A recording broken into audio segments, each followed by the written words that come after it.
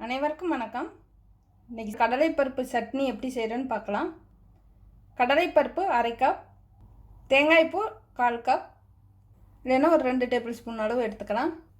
காரத்துக்கு தேவையான அளவு காஞ்ச மிளகாய், கொஞ்சமாக கட்டி பெருங்காயம், ஒரு 4 பல் பூண்டு கழுவிட்டு தோலோடு சேர்த்து நசுக்கி எடுத்துக்கணும்.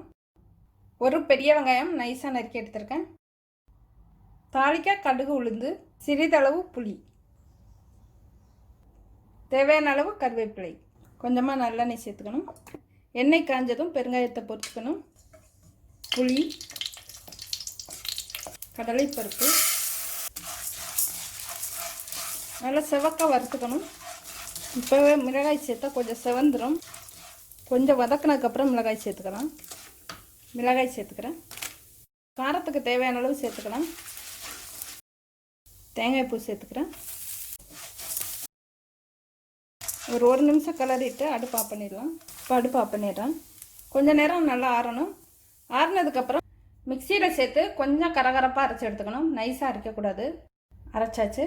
தேவையான அளவு தண்ணி சேர்த்துட்டு கலந்துக்கணும். கட்டி இல்லாமல் கரைச்சிக்கலாம். தேவையான அளவு நல்லெண்ணெய், வெங்காயம் வதக்கிற அளவு சேர்த்துக்கணும். கடுகு உளுந்து, வெங்காயம்,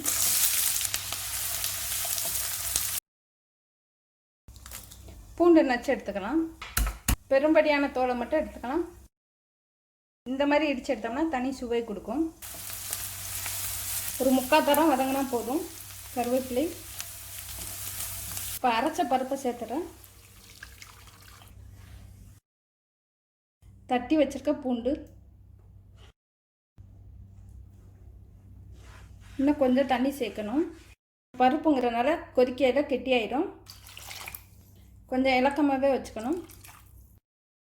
தேவையான அளவு உப்பு, நல்லா கலந்து விடணும். பருப்புங்கிறதுனால சீக்கிரம் கட்டி ஆகிக்கும்.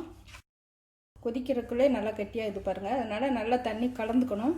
இது சட்னி மாதிரியும் இருக்கும், குருமா மாதிரியும் இருக்கும். இன்னும் கூட நம்ம தண்ணி கலந்துக்கலாம்.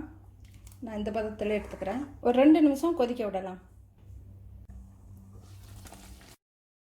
இப்போ ரெடி ஆகிடுச்சு. அடுப்பு ஆஃப் பண்ணிடுறேன். இப்போ கடலை பருப்பு சட்னி ரெடி ஆகிடுச்சு. இது இட்லி தோசை கூட சேர்த்து சாப்பிட்டா சுவையாக இருக்கும்.